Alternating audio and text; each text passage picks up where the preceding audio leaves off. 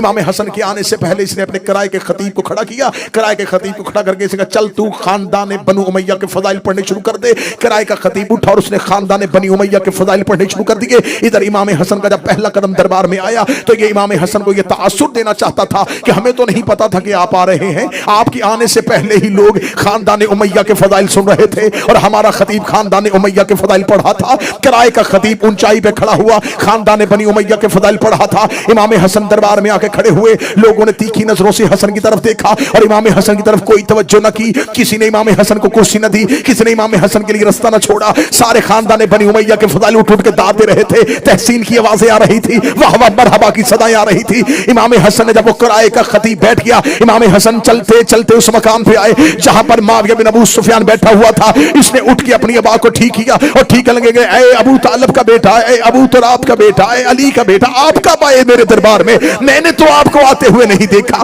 آپ کب پہنچے ہیں؟ امام حسن دے کہتے میں اسی وقت پہنچ گیا تھا جب تیرے کرائے کا خطیب تیرے خاندان کے فضائل پڑھا تھا۔ یہ مسکرا کے سن لیے آپ نے میرے خاندان کے فضائل۔ امام حسن نے اونچائی پہ کھڑے ہو کے پورے شام کے جامعہ مسجد اموی کے کھچا کھچ مجمع میں کہا، اے معاویہ بن ابو سفیان، میں حسن ابن علی اپنی ماں زہرا سے لے کے حوا تک اور اپنے باپ علی سے لے کے آدم تک ایک ایک کا نام اور کردار پڑھتا ہوں اور اونچی آواز میں پڑھوں گا۔ اگر تم میں جرت ہے میرے کان میں آ کے اپنی ماں کا کردار سن۔